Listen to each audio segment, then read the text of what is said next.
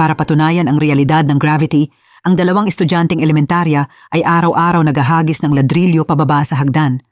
Ang ganitong baliw na pag-uugali din ang naging dahilan kung bakit ang isang batang lalaking dumadaan ay natamaan sa ulo ng ladrilyo at namatay. Nang ilatag nila ang walang kwentang rason na ito sa korte, sinabi ng hukom na wala silang kasalanan dahil ayon sa juvenile law ng Korea, ang mga menor de edad na wala pang 14 na taong gulang ay hindi pwedeng kasuhan. Kaya 3 minuto pa lang pagkatapos magbukas ang paglilitis, ang dalawang demonyong ito ay pinawalang sala. Ang mas nakakatakot pa, wala silang naramdamang pagsisisi. Kahit nang umalis sila sa korte, ngumiti pa sila ng mayabong sa ina ng biktima. Ang batas sa proteksyon ng mga menor de edad ay orihinal na idinisenyo para tulungan ang mga nagkakamaling kabataan na magsisi, ngunit sa sandaling ito, naging anting-anting ito ng demonyo. 5 taon ang lumipas, ang dalawang batang ito ay patuloy sa paggawa ng krimen. Pinainom nila ng alak ang isang batang babae at dinala sa isang abandonadong construction site. Pagkatapos, tinawag pa nila ang 4 pang kasabwat at sama-sama nilang ginahasa ang biktima. Ang pagpapaubaya sa krimen noong nakaraan ay naging pagtatanim ng binhi para sa paglaki ng demonyo. Kinabukasan ng madaling araw, natagpuan si Sana na walang damit sa katawan ng isang manggagawa. Nasa koma siya na may maraming sugat dahil sa pagmamaltrato. Buti na lang at agad itong nireport ng manggagawa sa pulisya kaya nailigtas ang buhay ni Sana. Dahil lasing siya, malabo lang ang naalala ni Sana sa nangyari. 3 tao lang ang naalala niyang nanakit sa kanya. Pero hindi pa man nagsisimula ang investigasyon, binugbog na siya ng mga tao sa social network gamit ang pinakamasasamang salita. Lagi nilang sinisisi ang biktima. Dahil dito, si Sana, na lubog na sa matinding trauma, ay umabot na sa limitasyon. Hindi niya kinaya ang pang-iinsulto ng lahat. Nagdesisyon siyang tapusin ang kanyang buhay. Buti na lang at natuklasan ito ng kanyang ama sa tamang oras at nailigtas niya ang kanyang anak. Hindi napigilan ng ama ang galit kaya personal niyang pinuntahan si Baek In-jun, ang taong nag-aya sa kanyang anak. Pero ang demonyo ay hindi nagsorry at hayagang sinabing bago nila ginawa iyon, may pahintulot daw si Sana. Kaya voluntary relationship daw iyon. Una sana nilang gagawin iyon sa tabi ng kalsada, pero dahil baka sila makita ng iba, nagtungo na lang sila sa construction site. Para magdesisyon kung sino ang mauuna sa kanilang immoral na gawain, naglaro pa sila ng hulaan ng numero bago salit-salit na ginahasa si Sana. Dagdag pa ni In-jun ng mayabong sa ama na ang dalawa niyang kuya ang unang gumamit sa kanyang anak sa iba't ibang posisyon. Pagkatapos, siya naman ang dapat na sumunod, pero dahil lasing siya, hindi niya nagawa. Kahit lasing si Sana noong mga panahong iyon, lumaban pa rin ito ng husto na ikinapanghihinayang niya. Sinabihan siya ng ama na siraulo siya, pero ipinagmalaki pa rin ni In-jun at sinabi, "Ikaw ang tunay niyang ama, kaya hindi mo siguro naiintindihan ang aming kasiyahan." Hindi na nakayanan ng ama. Sa huli, sinaktan niya ito. Pero dahil sa pagbugbog sa isang menor de edad, ang ama ay ikinulong sa detention center. Ang mas nakakagalit pa, ang recording ng confession ni In-jun ay sinabing peking ebidensya dahil raw siya ay pinilit, kaya hindi ito pwedeng gamitin sa korte. Sa huli, ang kasong ito ay inilipat kay Shim Yoon-seok, ang hukom ng juvenile court. Nang makita niya ang buong pangalan at personal na dokumento ni Baek In-jun, biglang nanginig ang buong katawan ni Yoon-seok. Hindi niya makontrol ang kanyang emosyon. Sa huli, hindi niya kinaya at siya ay hinamatay. Lumabas na siya pala ang ina na nawalan ng anak 5 taon na ang nakalipas. Pagkatapos ng baliw na paglilitis na iyon, nagpasiya si Yoon-seok na maging hukom sa juvenile court. Inialay niya ang kanyang buhay para husgahan ang mga demonyong nagkukubli sa anyong tao. Sa wakas, natupad din ang kanyang hangarin. Hindi niya madaling pinatawad ang salarin sa kaso noon. Pagkatapos magising, agad siyang bumalik sa korte. Ayon sa testimonyo ni Baek In-jun, siya raw ay sumusunod lang sa utos ng 2 pang lalaki. Una, plano lang nilang painumin si Sana at walang masamang intensyon. Dagdag pa niya, hindi naman siya sumali sa pang-aabuso. Sinubukan pa raw niyang pigilan ang krimen pero ininsulto siya ng 2. Sa huli, naglakad-lakad na lang siya sa construction site, naghihintay na lumabas ang 2. Pagkatapos, inanunsyo ng korte na ang DNA lamang ng 2 lalaki ang natagpuan sa katawan ni Sana. At buong loob pa nilang inamin ang kanilang krimen. Dahil 14 na taong gulang na sila, ilang araw pa ay itutuloy ang investigasyon bilang juvenile criminal case. Pero nagduda si Yoon-seok sa resulta ng paglilitis. Una niyang balak na tahimik na imbestigahan ang katotohanan. Pero bigla siyang dinalaw ng kanyang ex-husband na hiniwalayan niya 5 taon na ang nakalipas. Akala ni Yoon-seok ay tutulungan siya nito, pero sa halip, ginamit pa nito ang batas para takutin siya. Sinabing dapat iwasan niya ang kasong ito dahil may blood relationship siya sa biktima ng dating kaso. Tinanong siya ni Yoon-seok ng walang emosyon, "Bakit ka nakikialam sa trabaho ko? Anong kinalaman mo sa lahat ng ito?" Sumagot ang asawa. Dahil ako ang ama niya. Sinabi pa nito, gusto mo bang maghiganti ngayon? Wala namang magbabago. Sa huli, ikaw pa rin ang masasaktan. Pero matatag na sinabi ni Eun Seok, wala akong pakialam. Manood ka na lang. Tiyak na matatanggap ni Baek In-jun ang pinakamabigat na parusa. 3 araw ang lumipas at nagbukas ang paglilitis. Pero hindi muna tinawag ni Eun Seok ang suspek. Sa halip, unang pinatawag niya si In-jun na laging nagkukunwang inosente. Bukod sa pag-uulit ng kanyang testimonya, sinabi rin ni In-jun ngayon na pinagbantaan daw siya ng 2 niyang kuya, kaya kahit ayaw niya, sumunod pa rin siya sa masama. Ipinakita rin ng abogado ang mga sugat sa kanyang katawan bilang ebidensya. Sinabi ng abogado na ang kasong ito ay bunga ng hindi patas na power relationship. Kilala niya sina Oh Dong-jun at Kim Jun-woo sa labas ng eskwela. Matagal na siyang pinagbibili nila ng sigarilyo o alak. Kapag sumuway siya, binubugbog siya. Pero matalas na napansin ni Judge Shim Eun-seok ang kontradiksyon sa mga pahayag ni Baek In-jun. Kung totoong takot na takot siya sa dalawa at sunod-sunuran, bakit ng gabing iyon ay naglakas loob siyang sumalungat sa kanila? Nang marinig iyon, natigilan si In-jun. Itinuloy ni Eun-seok, bakit ngayon ka lang naglakas loob na sumuway sa kanila? Sa puntong ito, tumayo ang abogado para depensahan siya at sabihing talagang natatakot si In-jun sa pananakot at pananakit ng dalawa. Pero bago pa man ito makapagpatuloy, si In-jun na mismo ang nagsalita. Umiiyak, sinabi niya, dahil hindi ko kayang tanggapin ang ginawa nila. Tao rin naman tayo, bakit natin gagawin ang ganitong krimen? Kung ibang tao ang nasa lugar ni Eun-seok, baka nauto sila sa pagmumukhang inosente niya. Pero alam na ni Eun-seok ang tunay na mukha ng gagong ito. Binigyan pa niya ito ng isang huling pagkakataon para aminin ang katotohanan o hahatulan siya ng walang awa. Pero tumanggi pa rin ito. Walang choice si Eun-seok kundi tawagin ang isang testigo sa korte. Ito rin ang pulis na nag-imbestiga sa kaso. 3 araw bago ang paglilitis, nagkita sila. Noon, si Detective Ra Il-hwa ay naghinala na may iba pang ebidensya bukod sa DNA ng salarin. Kaya sinadya niyang puntahan ang crime scene ng hating gabi. Doon, nakasalubong niya ang contractor na gabi-galing pumaparada sa construction site. Kasabay nito, nakuha niya ang video recording ng nangyari ng gabing iyon na nakuha mula sa dashcam ng sasakyan ng lalaki.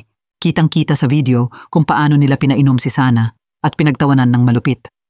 Pagkatapos, naghanda sila para sa kanilang krimen. Malinaw na naitala ang eksena ng dashcam. Ang totoo, lahat sila, kasama si Baek In-jun, ay salit-salit na gumahasa kay Sana. At may mali siya talaga siya. Hindi siya pinilit tulad ng una niyang pahayag. Ngayon, wala na siyang takas. Gusto pa ring itanggi ng mga abogado at sabihing peke ang video mula sa dashcam. Pero sa puntong ito, iprinisinta ng isa pang pulis ang dokumentong nagpapatunay sa authenticity ng video na sinuri ng Analysis Department. Kumpirmado sa dokumento na ang video ay kinuha mula sa dashcam at walang bakas ng pagpeke. Sa wakas, dahil sa pagbibigay ng maling testimonya, si In-jun ay natukoy bilang kasabwat. Kaya ililipat siya sa Juvenile Criminal Court para sa muling investigasyon. Tatapusin nila ang investigasyon sa loob ng 1 linggo at magbubukas ng sentencing hearing. Ngunit bago ang araw ng paglilitis, nagmadaling dumating si Judge Ju dahil may natuklasan siyang bagong clue mula sa isa pang kaso. May isa pang taong sangkot sa pangkatang pang-aabuso. Ang pangalan ng taong ito ay Duhan. Hindi makapaniwala si Eun-seok dahil ang lalaking ito na nagngangalang Duhan ay ang isa pang demonyong pumatay sa kanyang anak. Ngayon, ang 2 demonyo ay nagkasala ng magkasama. Kaya gagamitin niya ang pagkakataong ito para bayaran ang utang mula sa 5 taon na ang nakalilipas at papanagutin sila sa kanilang mga krimen. Ngunit bigla, sa sandaling iyon, may babaeng sumugod, nagtaas ng kamay at sinampal siya ng diretso. Sinabi ng babaeng ito, "Binalaan na kita na hahanapin kita. Hindi ka makakatago habang buhay." Lumalabas na ito ang dating biyenan ni Un-ok. Ipinasa niya ang lahat ng sisi sa pagkamatay ng pamangkin kay Un-ok. Sinisisi niya ito na ayaw nitong mag-resign sa trabaho para alagaan ang mga bata at siya raw ang sumira sa kanilang pamilya. Hirap na hirap ang anak nitong maghanda para sa bagong asawa, ngunit biglang lumitaw si Un-ok at patuloy na nakikialam. Nakita ni Un-ok ang babaeng ito na naghahasik ng gulo kaya ayaw niyang makipagtalo. Kaya lumingon siya at umalis. Ngunit hinabol pa rin siya ng biyenan at ayaw siyang pakawalan. Nakaupo si Un-ok sa sulok habang naririnig ang mga pagmumura, parang nadudurog ang puso niya. Kahit matagal nang pumanaw ang anak, hindi pa rin siya makalaya sa pangungulila. Walang buhay sa kanyang tahanan. Kahit maliit ang karayom, nakakatusok ng puso. Kahit walang buto ang dila, nakakasugat ng malalim. Ang sakit na dinanas niya sa loob ng 5 taon ay nanggaling sa isang dahilan na parang biro lang. At sa mga batang kriminal na ito, ang kasong ito ay talagang biro lang para sa kanila. Dahil sa ingay ng biyenan sa korte, nalaman ng lahat ang kaso mula sa 5 taon na ang nakalilipas. Nalaman din ni Judge Junhee ang katotohanan at nagkataon siya rin ang hukom na nag-absuelto sa 2 demonyo noon. Ngunit hanggang ngayon, naniniwala pa rin siya na tama ang desisyon niya noon. Sinabi rin niya na kung ibang hukom ang nagdesisyon, pareho pa rin ang magiging resulta. Narinig iyon ni Un-ok, kaya hindi niya napigilang tanungin ito. Sa huli, para kanino ba ang batas? Ginawa ba ito para protektahan ang biktima o ang kriminal? Kung noon pa, pinarusahan ni Junhee ang 2 demonyo ng naaayon, hindi sa mabilis ang paglilitis na 3 minuto lang, hindi sana nangyari ang trahedya ngayon. Hindi nila natutuhan ang leksyon mula sa nakaraan. Sa halip, inisip nilang talagang inosente sila. At nang makita nilang maraming butas ang batas, patuloy silang nanakit ng mga inosente. Nang marinig iyon, naghigpit ang kamao ni Junhee. Alam niyang tama ang sinabi ni Un-ok, pero ayaw pa rin niyang aminin ang pagkakamali niya. Ginamit pa niya ang dahilan na may dugong relasyon si Un-ok sa biktima ng dating kaso para sabihing hindi dapat ito makialam, pero hindi titigil si Un-ok. Tinitignan niya si Son-a ngayon na parang nakikita niya ang sarili niyang anak. Hindi niya hahayaang maulit ang dating maling hatol. Buti na lang, nakakita si Judge Ju ng bagong clue sa isa pang sexual assault case. Aksidente niyang nakalap ang impormasyon tungkol kay Duhan. Ang biktima ngayon ay buntis. Ayon sa testimonya nito, sina Injun at Duhan ay bumuo ng kriminal na grupo. Kontrolado nila ang maraming batang babae na naligaw ng landas. Dalubhasa sila sa panloloko at pangingikil sa mga murang motel. Ginagamit nila ang kasalanang paglalaro sa mga babae para mangikil. Sa bawat panloloko, kumikita ng malaki ang mga binata. May mga batang babae na nadala sa pera at sumali sa grupo. Pero sa huli, nalaman nilang ginamit lang sila para kumita ang mga ito. Hindi sila binibigyan ng pera at pinagbabantaan pa ang buhay kapag tinangka nilang tumakas. Kaya galit sila, ngunit hindi makapagsalita. Ang isa sa mga babaeng ito ay nakalaya nang maaresto si Injun. Nang malaman ang sitwasyon, mabilis na kumilos si Un-ok. Hinanap niya ang ilan sa mga babaeng kontrolado ng grupo at nakakuha ng ebidensya ng mas malalang krimen nito. Lumalabas na maraming babae ang hindi nakawala noon at ginahasa ng mga hayop na ito ng paulit-ulit. At naitala pa nila ang buong pang-aabuso. Ginamit nila ang mga video para pilitin ang mga babae maging prostitute at ipinagbili pa nila ito ng illegal online. Mga hayop silang walang natitirang pagkatao. Mula sa salaysay ng babae, natukoy agad ni Un-ok ang kriminal na lungga ni Duhan. Kaya, nang gabi na at walang tao, pasubok siyang pumasok para kunin ang lahat ng ebidensya ng krimen na nakasave sa computer. Ngunit biglang may tumayo sa likuran niya. Tanong nito, "Sino ka? Pulis ka?" Nakangiti ito ng masaya. Biglang naalala ni Un-ok, si Duhan ito. Pero ngayon, hindi na nakangiti si Duhan. Nagulat ito, minura siya at sinugod para saktan si Un-ok. Paulit-ulit siyang sinipa at minura. Galit na tinanong kung alam ba niya kung gaano kahalaga ang mga nasa computer. Unti-unting tumigil si Un-ok sa pagtatanong. Kung binigyan lang ng pagkakataon, dapat ay naging maayos sana ang buhay nito. Kahit isa sa kanila, dapat ay naging mabuting tao. Hindi maintindihan ni Un-ok kung bakit napakasama ng pamumuhay nito. Pero kahit bumagsak si Un-ok, parang walang nangyari kay Duhan. Tanong nito, "Ano ba ang pinagsasabi mo?" Sa huli, hinugot nito ang kutsilyo at sinaksak siya sa balikat. Walang takot, iniikot pa niya ang kutsilyo at tinanong kung sino talaga siya. Nang sasaksakin na naman niya si Un-ok, agad nitong kinuha ang ladrilyo sa tabi at sinuntok si Duhan sa ulo. Sa gitna ng away, napatingin si Un-ok sa shoe cabinet at nakita ang nawawalang sapatos ni Son-a sa crime scene. Totoong kasabwat pala si Duhan sa pangkatang pang-aabuso. Ang display ng mga sapatos ay puno sa isang dingding. Walang duda, bawat sapatos ay simbolo ng isang babaeng biktima. Sa puntong ito, umamin din si Duhan na naroon siya sa crime scene. Ngumisi pa ito at hinamon si Un-ok na gawin ang gusto nito. Sa huli, nagngangalit ito at sinugod siya. Biglang pumasok sa isip nito na patayin siya para maitago ang mga clue. Namilipit sa sakit si Un-ok. Ngunit sa kritikal na sandali, biglang may narinig na sirena ng pulis sa labas. Lumalabas na simula pa lang, nakipag-ugnay na si Un-ok sa pulis na nag-iimbestiga sa kaso. Nang makita iyon ni Duhan, mabilis siyang umalis. Pero naaresto siya agad ng pulis at sabay na nakumpiska ang lahat ng ebidensya. Tumanggi si Un-ok sa pagpapagamot. Duguan ang buong katawan niya, bumalik siya sa korte. Gusto niyang gamitin ang sarili niya para baguhin ang hatol ni Judge Junhee. Sinabi niya sa hukom ang lahat ng krimen nila. Ikinuwento niya kung paano nila inabuso ang mga biktima at ginamit para kumita. Nang makita siyang nahihirapan, sinabihan siya ni Judge Junhee na umalis na. Pinayuhan siyang pumunta sa ospital bago pa ito tumawag ng ambulansya. Pero tiniis ni Un-ok ang sakit at taimtim na nanawagan sa hukom. Kahit gaano katigas si Judge Junhee, tiyak na naramdaman niya ang eksenang ito. Makalipas ang 1 linggo, binuksan ang paglilitis. Ang masamang abogado ay patuloy na ipinagtatanggol si Injun. Sinabi nitong kung walang DNA ni Injun sa katawan ni Son-a, imposibleng mapatunayang may kasalanan siya. Nagpakita pa ito ng pekeng Good Student Certificate para patunayang masipag at matulungin si Injun. Ayon pa sa abogado, na blackmail lang si Injun kaya hindi siya nagsalita ng detalyado sa pulis. Ipinakita rin nito ang mga sugat ni Injun bilang ebidensya. Ganon din ang ginawa para kay Do-han. Agad na itinuro ng dalawa ang sisi sa dalawang junior para sila ang magdala ng kasalanan.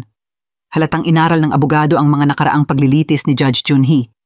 Base sa mabilisang pamamaraan nito noon, malaki ang posibilidad na muli silang maabsuelto. Pero naalala ni Junhee ang sinabi ni Un-ok. Ipinatugtog niya ang recording ng confession ng dalawang junior.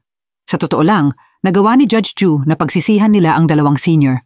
Kung gagamitin ang lahat ng ebidensya para magdesisyon, malaki ang posibilidad na si Kang-soo at Dong-jun ang maparusahan at baka makatanggap ng higit sa 10 taong pagkakakulong. Pero kung magsasabi sila ng totoo ngayon, mababawasan ang sentensya nila. Pagkarinig nito, wala na magawa sina Kwak Do-seok at Baek Dong-hyun kundi aminin ang lahat. Kumpirmado ni Dong-hyun na lahat ay ginawa ni Jo Do-hwan. Dagdag pa ni Kwak Do-seok na kung hindi sila makikinig kay Do-hwan, bugbog ang aabutin nila. Sinabi rin niyang sinaktan din ni Do-hwan si Dong-hyun. Nang marinig ito ni Do-hwan sa korte, agad siyang nagalit at nagsimula na ring mag-init ang ulo ni Dong-hyun. Nang makita ng babaeng abogado na lumalala ang sitwasyon, mabilis siyang tumayo at nag-object. Iginiit niyang ang mga salitang ito ay isang panig na pahayag lamang. Walang direktang ebidensya para patunayan ang kasalanan ni Baek Dong-hyun. Pero hindi nila inasahan na ang dalawang junior na ito ay palihim na nag-iwan ng paraan para sa kanilang kaligtasan. Pagkatapos ng bawat misyon, kinopya nila ang mga dokumento sa isang USB. Ipinakita ni Judge Shim Yun-seok sa korte ang ebidensya ng krimen. Dahil dito, wala nang nagawa si Jo Do-hwan kundi manahimik. Tiningnan ni Do-hwan ang bawat litrato ng ebidensya. Naalala niya ang eksena kung saan inabuso nila ang biktima. Pagkatapos ng pang-aabuso, tumawa sila at kumuha ng litrato bilang souvenir.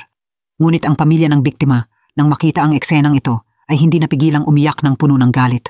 Sa kabila nito, ayaw pa ring magsisi ni Do-hwan at napagtanto niyang malapit na ang kanyang pagbagsak. Kaya tuluyan nang bumagsak ang kanyang depensa. Tumayo siya sa harap ng korte at iginiit na lahat ng kanyang ginawa ay dahil kay Baek Dong-hyun. Nang marinig ito ni Dong-hyun, agad siyang nag-object. Kaya nagtalo ng malakas ang dalawa sa gitna ng paglilitis at nagkasakitan na hindi na nagbigay ng pagkakataon sa hukom na magtanong. Nagunahan silang isiwalat ang kasalanan ng isa't isa. Bugbog si Dong-hyun at duguan ang bibig pero patuloy pa rin siyang minumura si Do-hwan bilang isang hayop na laging nasa isip ang babae at isang manyakis na nagkolekta ng sapatos ng mga babae. Parehong napatunayan sina Baek Dong-hyun at Jo Do-hwan bilang mga salarin. Wala ring masyadong sinabi sa kanila si Judge Shim Yun-seok. Gusto niyang bigyan ng pagkakataong magsalita ang biktima, si Baek Seon-a, sa paglilitis na ito. Sa totoo lang, ayaw magtestigo ni Seon-a. Pakiramdam niya ay wala na siyang mukhang maiharap pa. Maraming beses na rin niyang naisip ang magpakamatay. Pero pinayuhan siya ni Kang Won-jung. Sinabi ni Won-jung na ang mga dapat na pinakamahiya sa mundong ito ay ang mga kriminal, kabilang sina Baek Dong-hyun, Jo Do-hwan at mga taong naglalabas ng kanilang kasuklam-suklam na hilig online. Sila ang mga dapat mamatay. Ang pagpapakamatay ng biktima ay magpapalakas lang sa mga ito at magpapadungis sa kanilang pangalan. Kapag si Seon-a mismo ang humarap sa korte, saka lang niya maibabangon ang ulo niya at makakapagpatuloy ng buhay ng may tiwala. Kaya naglakas loob na magsalita si Seon-a sa korte. Nanginginig, sinabi niya, "Pakiusap, ibalik ninyo ang buhay ko sa dati." Parang naubos ang lahat ng tapang ng buhay niya sa mga salitang iyon. Pagkatapos niyang magsalita, hindi na niya napigilan ng luha. Ang iyak niya ay kumalat sa buong korte at lahat ay napaiyak sa sakit. Ang dalawang salarin, sina Baek Dong-hyun at Jo Do-hwan, ay sa wakas na hatulan ng 20 taon sa bilangguan. Kahit mahirap at masalimuot ang proseso ng kaso, masasabing kumpleto pa rin ang resulta. Pero ang sakit na iniwan nila ay hindi kailanman mawawala, habang buhay na dadalhin ng biktima ang sugat. Halimbawa, si Kang Won-jung ay nabuhay ng parang bangkay ng maraming taon. Kahit na parusahan na ang pumatay sa kanyang anak, ang lungkot na nakabaon sa puso niya ay biglang sumabog sa sandaling ito. Habang tinitingnan ang mga gamit ng anak, umiyak siya ng mariin.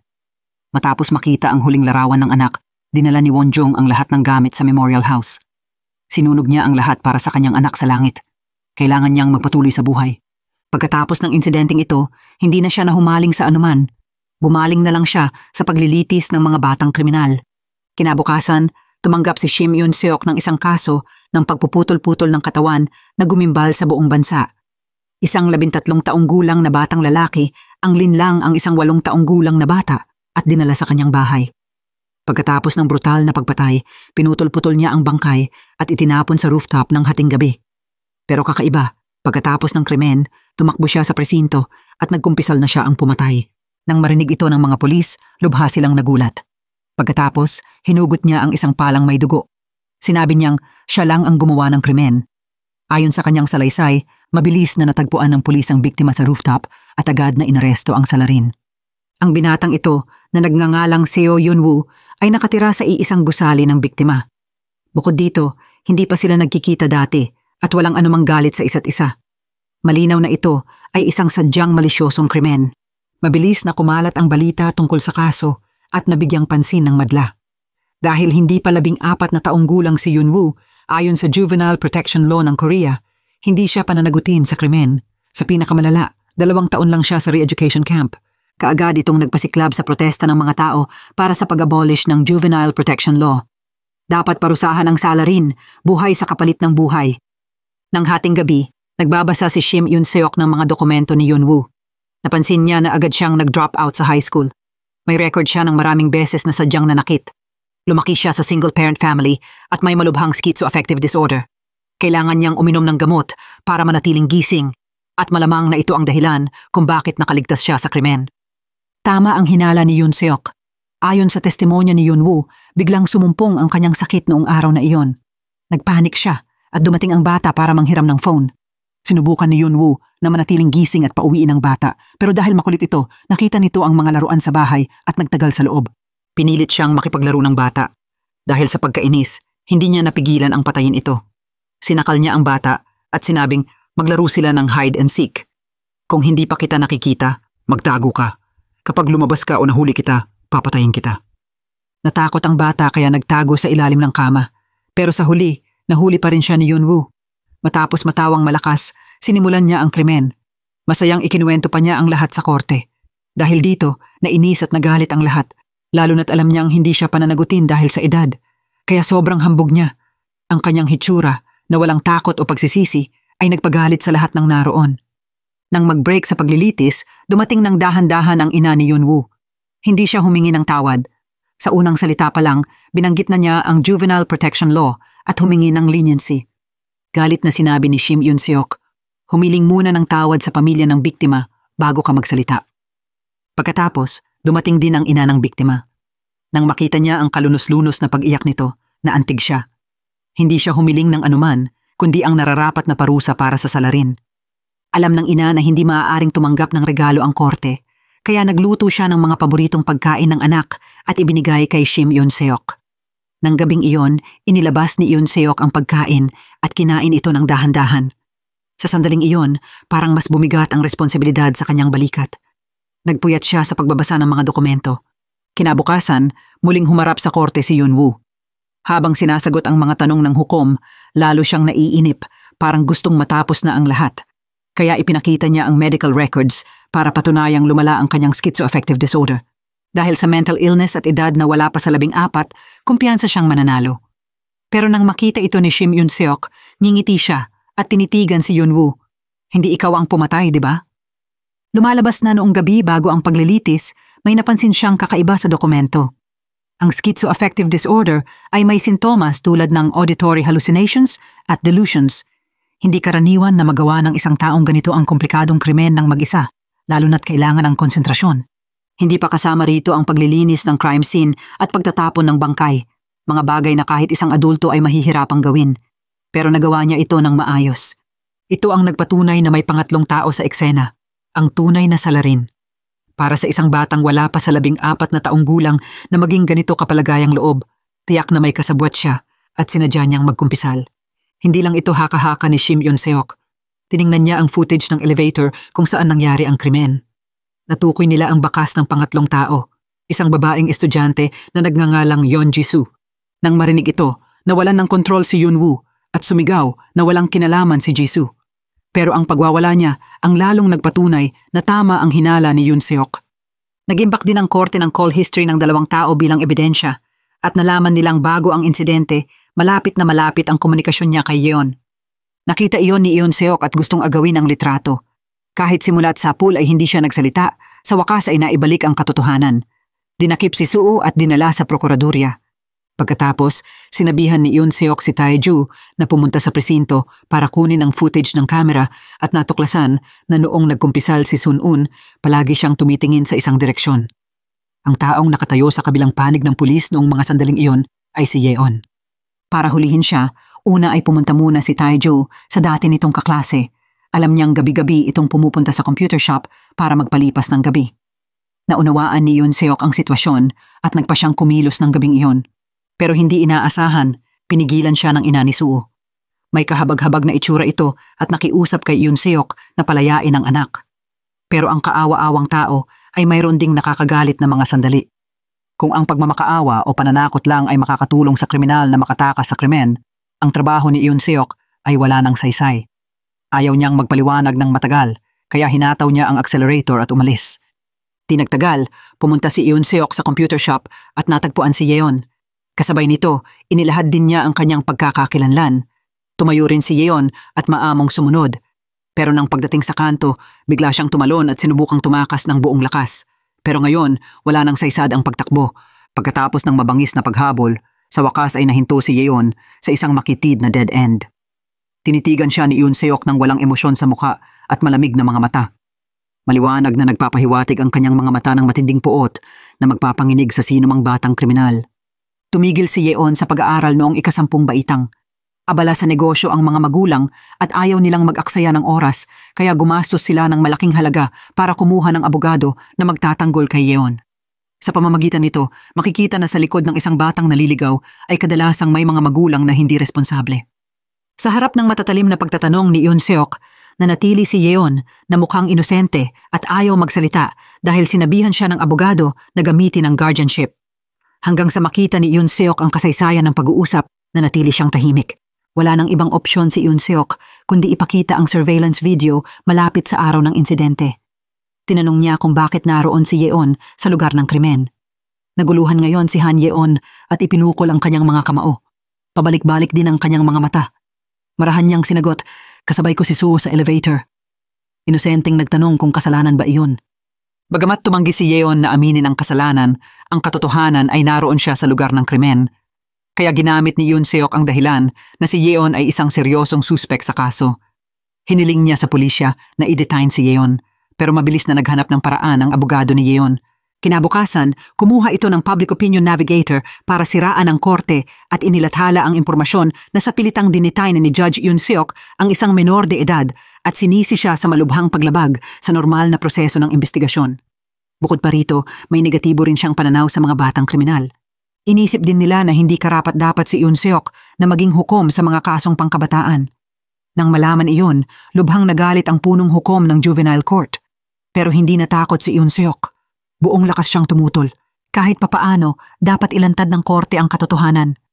Hindi ba't ito ang tungkulin ng mga tagapagpatupad ng batas tulad nila?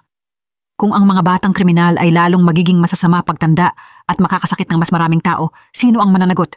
Iginiit ni Yoon Seok na kailangan nilang iparamdam sa mga batang kriminal kung gaano kakilabot ang batas. Kailangan nilang turuan ang mga ito na kapag nasaktan nila ang iba, magdaranas sila ng mabigat na kaparusahan. Kung naaawa ang mga magulang sa kanilang mga anak at gustong protektahan sila, dapat makipagtulungan ang pamilya sa korte. Ito ang dahilan kung bakit narito siya. Tinanong din niya ang punong hukom. Anong kasalanan ba ang nagawa niya at nagalit ito ng ganito, naghagis ng mga gamit at nagtaas ng boses sa kanya? Sa matuwid at matalas na mga tanong ni Yoon Seok, nanatiling tahimik ang punong hukom. Siyempre, alam din niyang tama ang sinasabi ni Yoon Seok. Ayaw lang niyang masira ang reputasyon ng korte at maapektuhan ang kredibilidad ng hudikatura. Pero nasa puso ng bawat tao ang hustisya. Ang kredibilidad ay hindi lamang nabubuo sa mga salita sa internet, kundi sa patas at malinaw na paghuhukom.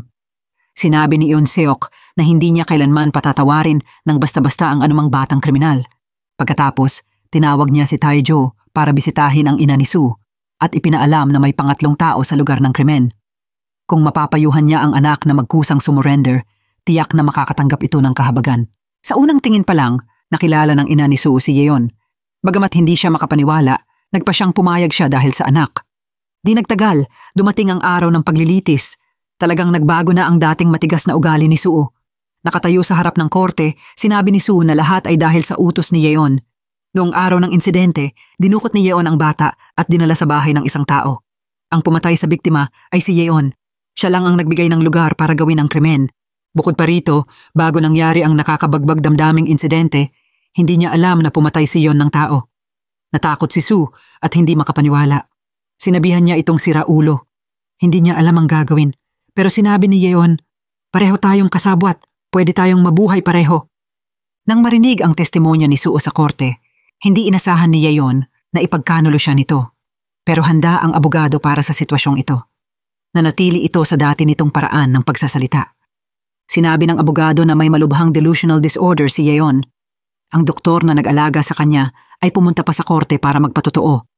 Kahit maliit na pangyayari sa buhay ay maaaring magdulot ng pagbalik ng sakit nito. Hindi nila makontrol ang galit na emosyon kaya nasasaktan ng iba. Mahirap matukoy ang motibo niya sa paggawa ng krimen. Kung nasa ilalim si Yeon ng delusional disorder noong nagkasala, walang paraan para hatulan siya. Pero may isa pang napakahalagang tanong. Ang delusional disorder syndrome ni Yeon at schizoaffective disorder syndrome ni Soo ay may iisang katangian. Hindi nila kayang gawin ang pagpuputol-putol ng katawan at paglilinis ng crime scene. Kung gayon, sino talaga ang gumawa ng mga iyon? Sa sandaling iyon, biglang tinawag ni Yeon ang pangalan ni Soo at sinabing si Soo ang nag-utos sa kanya.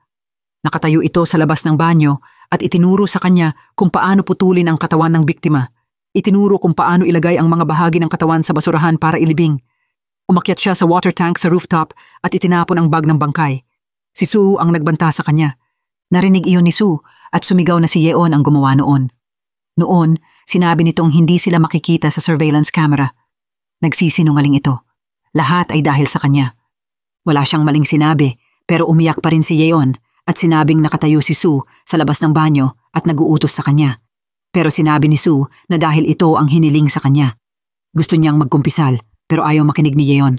Pagkatapos, hindi kinilala ni Yeon ang mga salita ni Soo. Sinabi ni Soo na siya mismo ang pumili ng palakol na iyon. Pagkatapos patayin ang bata, sumayaw pa ito ng masaya. Patuloy na nagbubuntunan ng sisi ang dalawa. Walang gustong umamin. Sa puntong ito, sumigaw ang ina ng biktima na tumigil na silang dalawa. Punong-puno ng galit at sakit ang kanyang ekspresyon. Nakiusap siya sa dalawa na tigilan na ang pagsasalita. Delusional persecutory syndrome man o schizoaffective disorder, wala iyon sa magulang ng biktima. Alam lang niya na ang anak ay inakit ng isang estranghero at namatay ng walang ina sa tabi. Sa pag-iisip pa lang nito, hindi napigilan ng ina ang sakit sa kanyang puso. Agad niyang hiniling sa lahat ng hukom at punong hukom sa korte na huwag nang hayaang maulit ang nakakabagbag damdaming insidenteng ito. Dapat parusahan ng mabigat ang salarin. Biglang natahimik ang buong korte, tanging ang malungkot na iyak ng ina ang maririnig. Ipinahayag ng punong hukom ang pansamantalang pahinga. Pagkatapos pag-usapan ng kanyang mga kasamahan, nagpa siya ang punong hukom na sundin ang opinyon ni Yoon Seok. Hinatulan niya si Yeon ng 20 taon sa bilangguan at si Soo ay ipapadala sa Youth Re-Education Camp sa loob ng 2 taon. Nang marinig ito, humiyaw si Yeon at hindi tinanggap ang hatol. Paano siya makukulong ng 20 taon? Nagalit siya, minura ang lahat at gumulo sa korte. Yumuko naman si Soo na puno ng pagsisisi. Alam ng lahat na ang mga batang tulad ni Yeon ay lubos na hindi na mababago. Kahit makulong siya ng 20 taon, pagkalabas ay malamang na mananatili siyang basura ng lipunan. Ito rin ay isang hindi kanais-nais na aspekto ng batas. Ngunit kahit papaano, itinaas ng korte ang likas nitong bisa. Kung maayos lang sana itinuro ng mga magulang ang tama sa kanilang mga anak, hindi sana nangyari ang mga nakakabagbag pusong trahedya. Ngunit sa simpleng pagtingin lamang sa katotohanan hanggang sa araw ng paglilitis ay hindi pa rin nagpakita ang mga magulang ni Yeon. Makikita mo kung anong klaseng mga tao sila. Kung hindi man lang magsikap ang mga magulang na turuan, hindi na magbabago ang mga anak. Bumalik tayo sa panahon bago ang insidente. Nakaupo mag-isa si Yeon nang biglang may batang lalaking lumapit sa kanya, tinapik ang kanyang balikat at humingi ng pahintulot na makigamit ng cellphone sandali. Gusto raw ng bata na tawagan ang kanyang ina. Nang marinig ni Yeon ang pagtawag ng bata sa kanyang ina, biglang nagbago ang ekspresyon ng kanyang mukha. Mahihinuha na may kakaiba sa relasyon niya at ng kanyang ina. Marahil mula mismo sa sandaling iyon, may sumibol ng masamang balak sa puso ni Yeon. Pagkatapos ng paglilitis, pumunta ang ina ni Suho kay Judge Sim Yeon-seok at sinabing malinaw naman daw ang pangako nito ng magaan na paglilitis kaya dapat pakawalan na agad ang kanyang anak. Nang makita ang hindi nito pagkasiyahan, hindi napigilan ni Sim Yeon-seok na magsalita at sabihing napakagaan na nga ng hatol kay Sung-woo. Kung hindi siya nasisiyahan, maaari siyang mag-apela. Sa pagkakataong iyon, maingat niyang pag-iisipan kung ilang taon dapat ibilanggo si Sung-woo. Nang marinig ito, umalis na natatakot ang ina ni Sung-woo. Sinabi ni Judge Yeon-seok na may kasabihang sakit na parang pinupunit ang sikmura na tumutukoy sa sakit na nararamdaman ng magulang sa pagkawala ng anak. Parang dinudurog ang puso at bituka. Ano ba ang ginawa niya para kay Sung-woo noong siya'y 9 na taong gulang pa lamang? Ang biktima sa kasong ito ay 9 na taong gulang lamang. Nawalan ng anak ang ina ng batang iyon at lahat ay dahil sa kanyang anak. Ang mga salita ni Judge Yeon-seok ay labis na nagpaantig sa damdamin ng ina ni Sung-woo. Hanggang sa hating gabi, nang siya'y umuwi at makita ang mga mantsa ng dugo sa sahig, sa kanya naramdaman ang sakit. Ang krimeng nagawa ay hindi na mabubura. Ngayon ay nagsisisi siya, ngunit huli na ang lahat. Ang kasong pamamaslang na yumanig sa buong bansa ay nagtapos dito, ngunit hindi nangangahulugang tapos na ang lahat. Nagsisisi ba talaga ang mga batang kriminal na ito sa kanilang mga kasalanan? May posibilidad bang muling magkasala? Sa panahon ng rehabilitasyon, walang makakapaggarantiya nito. Kinabukasan, biglang tumanggap ang korte ng tawag na nagbubunyag ng kalokohan sa Youth Reformatory Camp. Inakusahan ang direktor ng pagnanakaw ng pondo at pang-aabuso sa mga bata. Nang mabalitaan ito, agad na pumunta sina Judge Sim at Judge Cha sa reformatory upang mag-imbestiga. Isa-isa nilang kinapanayam ang mga batang babae. Ang resulta ay nakakagimbal. Bawat isa sa kanila ay nakaranas ng iba't ibang antas ng pang-aabuso. Halimbawa, tuwing kakain, binibigyan sila ng direktor ng panis na kanin habang bagong lutong kanin ang ipinapakain sa sarili nitong anak.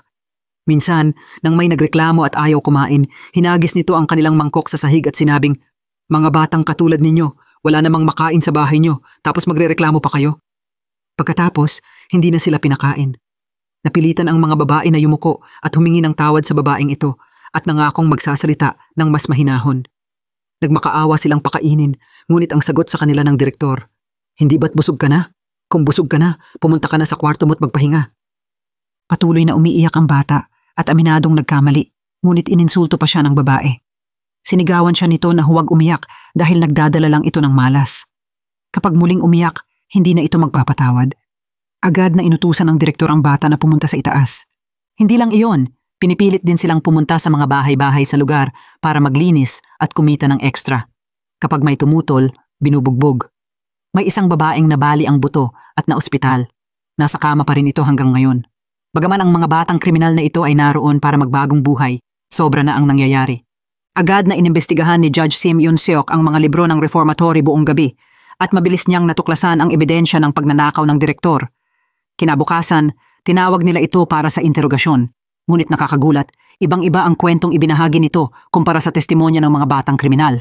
Ipinagtanggol ng direktor na taon-taon niya silang inalagaan, ngunit hindi nasisiyahan ang mga babae at laging nag-aabang ng pagkakataong manigarilyo habang kumakain. Nang tanggihan niya ang makulit na kahilingang ito, minura nila siya at binasag ang mga pinggan sa hapag. Tinanong niya kung ano ba ang gusto nilang gawin. Hindi ba nila alam ang halaga ng pagkain? May isang mapang-uyam na babae ang nagsabing sasabihin nila kung anong klaseng mga babae sila sa bahay na hindi man lang kumakain. "Ngayon ay magrereklamo pa kayo sa sabaw, ha?" Sinabihan sila ng babae na huwag siyang titigan ng ganoon dahil may hangganan ang kanyang pasensya. Kaya't ipinahayag ng babae na hindi na siya kakain, tumayo, sinipa ang upuan at umalis. Sinigawan siya ng babae at sinabing hindi siya karapat-dapat kumain. Sa sandaling iyon, tumindig ang anak ng direktor na si Kim Ah-jung at nagsabi, "Maaga pa lang, ano ba ang ginagawa nyo?" Ginaya ng mga babae ang mga salita ni Kim habang malakas na tumatawa. Hindi magawang gumanti ng direktor. Sa huli, nanatili na lang itong tahimik, naglilinis ng mga kalat sa sahabig at gumagawa ng gawaing bahay para sa mga tao sa lugar. Sa totoo lang, may dahilan ito. Noong unang itinayo ang Juvenile Crime Re-Education Camp na ito, matinding tinutulan ito ng mga tao sa lugar. Iniisip ng lahat na hindi dapat nagkakaroon ng mga batang kriminal sa kanilang pamayanan. Kaya Para maayos ang relasyon sa mga residente, personal na pinamunuan ng direktor ang mga ito para tumulong sa gawaing bahay ng mga tao. Bukod pa rito, nag-organisa rin sila ng mga kolektibong aktibidad na may layuning baguhin ang mga maling paniniwala sa puso ng mga tao. Subalit mahirap baguhin ang ugali ng tao.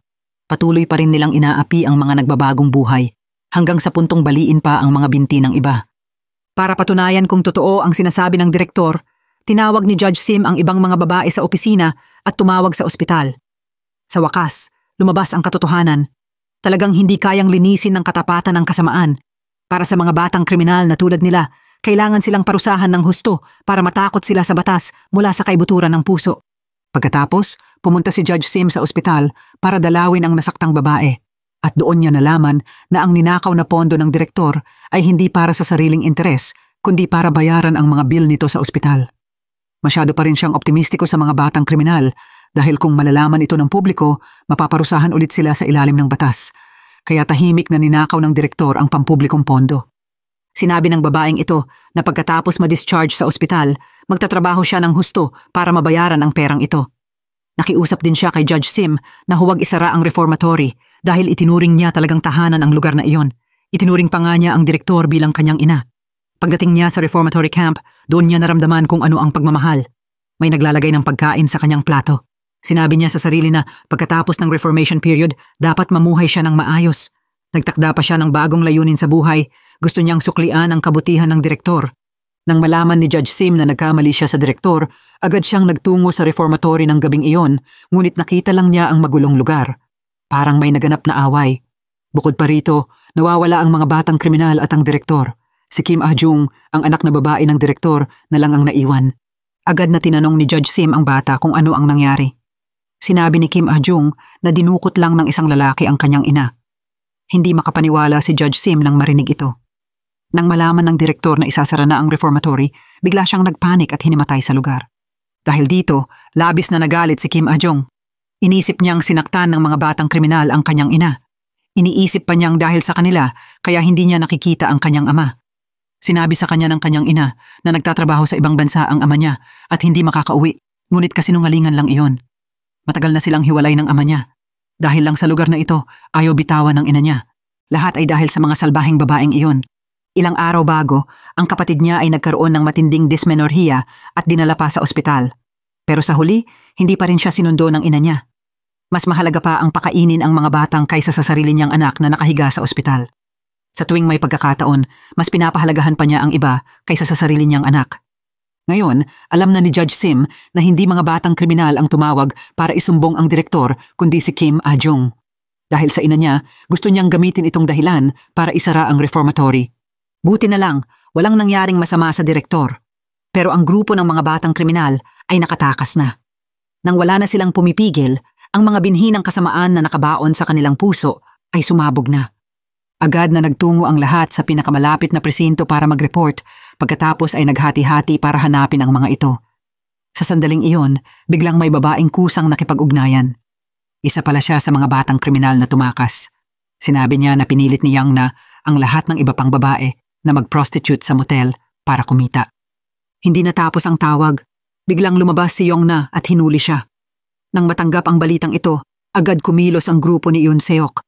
Pero sa oras na iyon, nakakulong na ang babae sa kwarto. Nakatayo pa rin si Yong na sa baba para bantayan. Gusto ng babae na samantalahin ang pagkakataon para tumakas. Pero sa hindi inaasahang sandali, biglang pumasok ang isang lalaki sa kwarto. Walang imik, agad niyang ikinadena ang pinto. Tinanong siya ng babae kung ano ang ginagawa niya at bakit niya ikinulong ang pinto. Lumingon ang lalaki at kalmadong sinabing, "Ngayong mga panahong ito, maraming tao ang kumukuha ng pera tapos tatakbo, kaya kailangan kong mag-ingat." Samantalang naliligo ang lalaki, sinubukan ng babae na buksan ang backpack nito para hanapin ang susi. Pero halos siya na mismo ang sumigaw sa takot nang makita niyang wala itong laman kundi mga kakaibang bagay. Kahit pitakan nito ay walang pera. Kaya sinubukan na lang ng babae na i-unlock ang phone ng lalaki para tumawag ng pulis. Pero sa sandaling iyon, biglang tumigil ang tunog ng tubig. Sinaktan siya ng lalaki. Akala nito ay niloloko lang siya, kaya sinampal at minura siya ng paulit-ulit, sinabihang manloloko. Pero buti na lang, dumating si Eun Seok kasama ang pulisya. Isinailalim nila sa inspeksyon ang bawat kwarto. Sa loob, binasag ng babae ang bote ng alak, nagbabantang magpapakamatay siya kung lalapit pa ito. At dahil doon, makukulong siya. Sinabihan pa siya ng lalaki na, sige, saksak mo na lang sarili mo. Sa oras na iyon, may narinig na boses sa labas. Pulis po ito, inspeksyon lang. Makiki-cooperate po kayo. Narinig ito ng babae at agad na humingi ng tulong.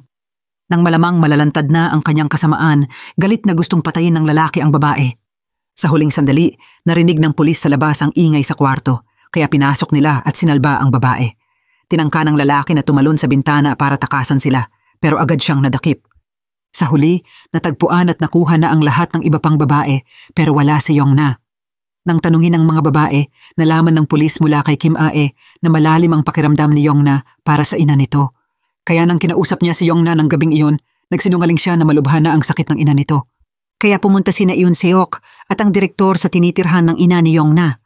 At doon nga nila agad natagpuan si Yongna na nakaupo sa hagdan. Duguan ang muka at mukhang hindi maayos ang kondisyon. Nang gabing iyon, pumunta talaga siya roon para hanapin ang superintendente, pero hindi naman talaga ito may sakit at may bagong kasintahan na. Bukod pa rito, sobrang inayawan nito si Kim Ae kahit sarili niyang anak ito. Sa sandaling iyon, may narinig na boses. May lalaking tumawag mula sa loob at nagtanong, "Sino yon, mahal?" Agad na sumagot ang ina ni Yongna na wala iyon. Baka isang batang walang magawa ang pumindot sa doorbell pagkatapos ay isinara ang pinto mismo sa harap ni Yongna dahil sa kanyang karanasan sa isang broken family at sa pag-iwan sa kanya ng ina noong bata pa siya. Labis na naghahangad ng pagmamahal si Yongna. Hinahangaan niya ang mga batang lumaki sa pangangalaga ng magulang.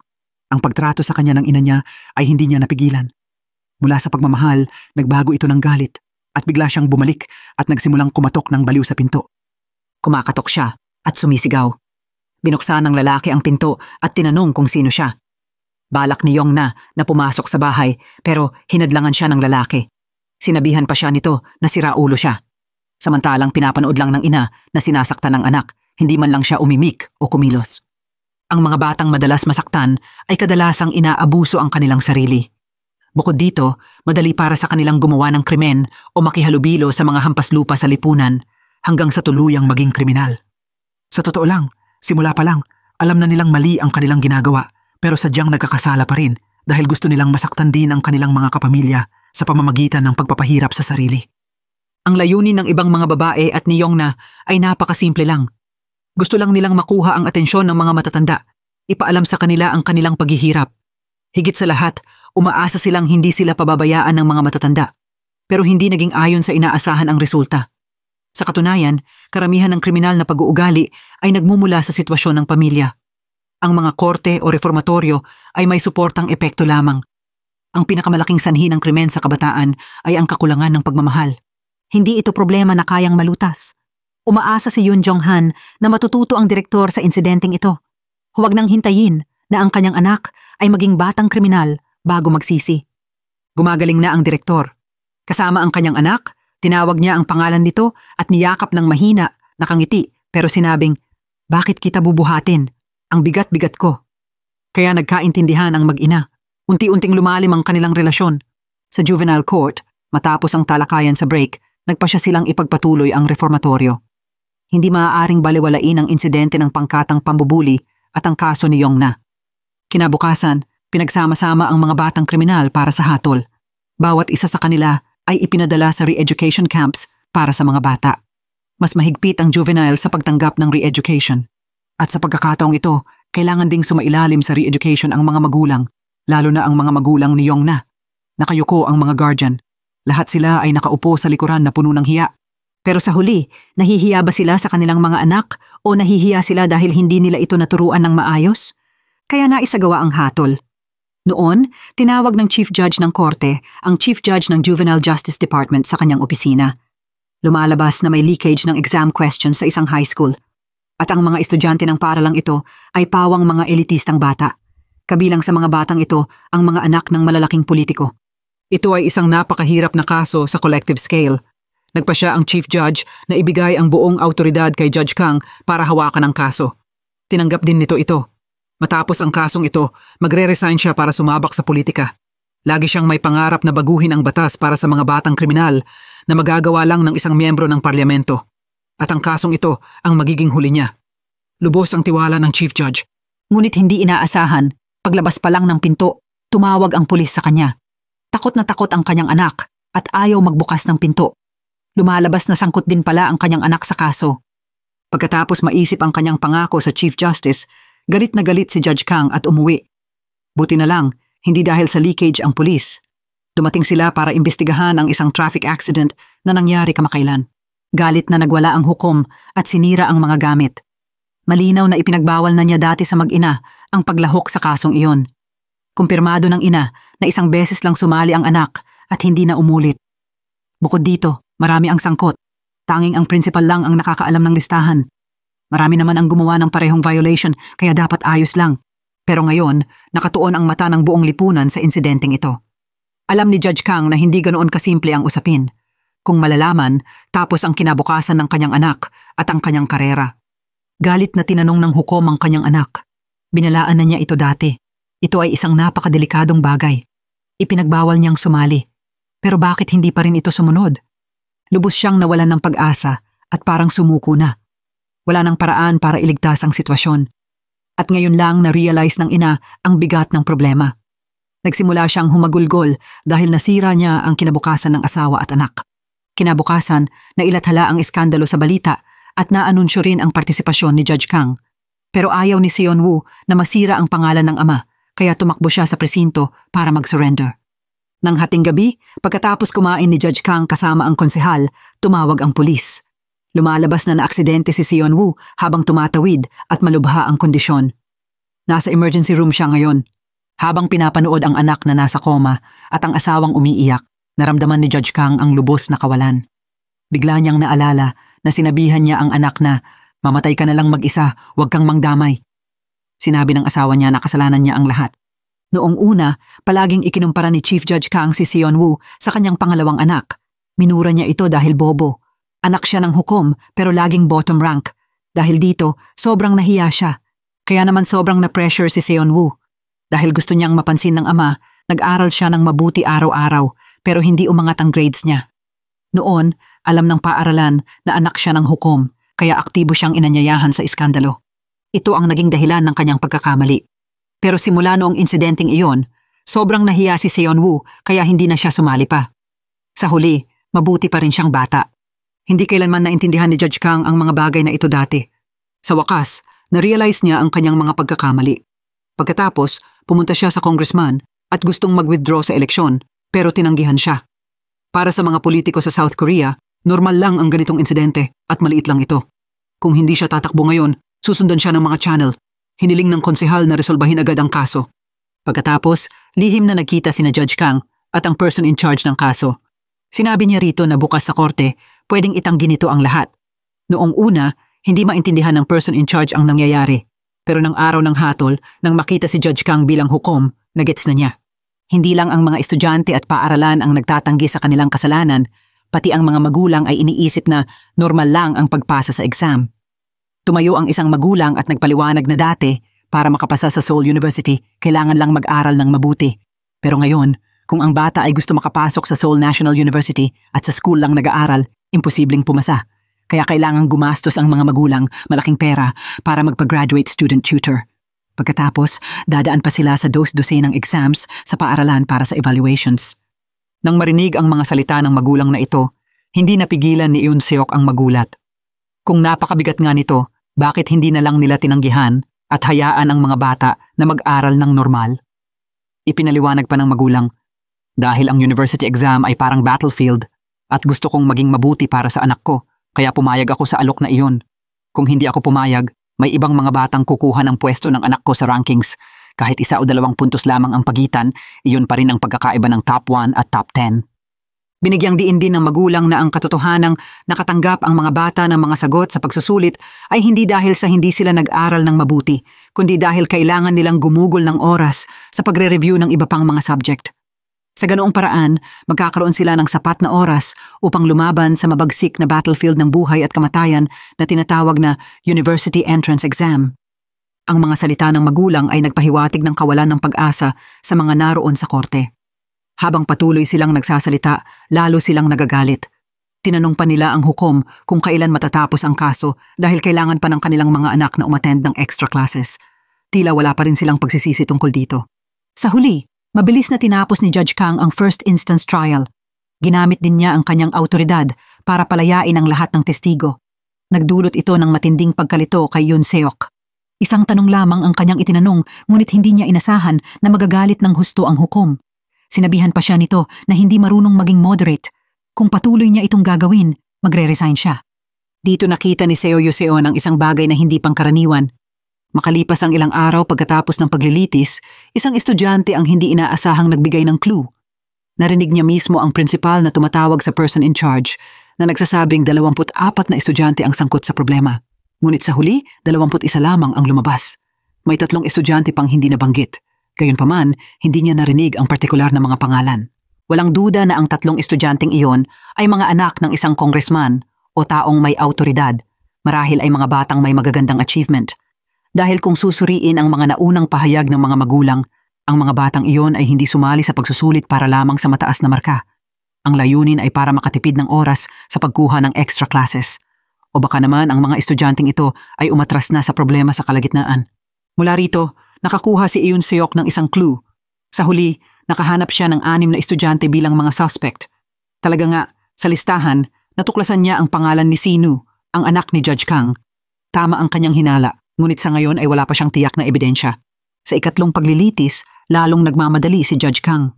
Agad niyang inanunsyo na paiikliin ang trial at lahat ng kahilingan para dumalo ang mga testigo ay tinanggihan. Sinabi ng prosecutor na walang makatuwirang dahilan para tanggihan ang mahahalagang testigo, ngunit matatag pa ring itinanggi ito ni Judge Kang. Sa huli, hindi na kinaya ni Yoon Seok, kaya ipinahayag niya ang pansamantalang paghinto sa paglilitis.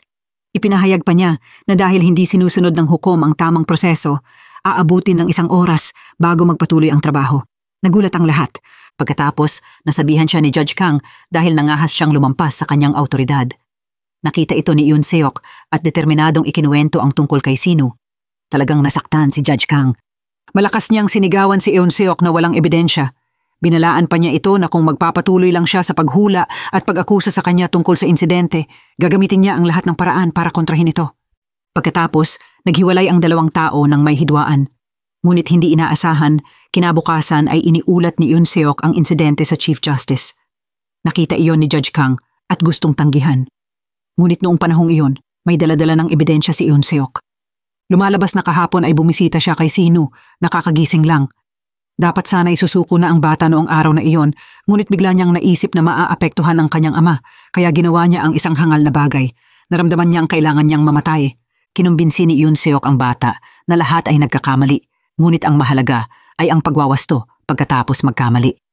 Malaki ang naging epekto ng kanyang mga salita kay Sinu. Sa huli, kinilala mismo ni Sinu ang lahat. Ipinakita ni Yoon Seok ang ebidensya sa harap ng lahat. Wala nang nasabi si Judge Kang. Binigyan siya ng Chief Justice ng 1 araw para mag-empake at kusang magbitiw. Ngunit hindi ibig sabihin nito na masamang tao si Judge Kang. Ang layunin niya ay pumasok sa politika at reformahin ang batas para sa mga menor de edad. Ang resulta ng kanyang idealism ay ang isang taong malamang na magpapaunlad ng hudikatura ay napilitang magbitiw.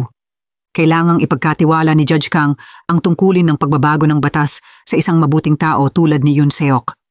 Sa parehong panahon na naganap ang huling paglilitis, tahimik siyang umalis. Si Judge Cha Taiju lang ang dumating para magpaalam. Kasabay nito, kinuha niya ang isang larawan. Lumalabas na siya rin ay dating batang kriminal at isa sa maraming tinulungan ni Judge Kang. Nagsimula siyang magkwento tungkol sa unang araw niya sa opisina. Sinabi rin ng hukom na nakilala niya ito mula noong unang pagkikita nila at labis ang pasasalamat niya na naging mabuting tao siya. Sa sandaling ito, yumuko si Judge Taiju para itali ang sintas ng sapatos ni Judge Kang, tulad ng paraan ng pagtali nito sa kanya noong siya ay batang kriminal pa. Ang kanyang hitsura at mga salita ng hukom ay nagpaalala sa kanya at hindi niya malilimutan. Parati niyang naaalala ang lahat ng kabutihan at mga tulong na ginawa para sa kanya. Nagpaalam ang dalawa ng may damdamin.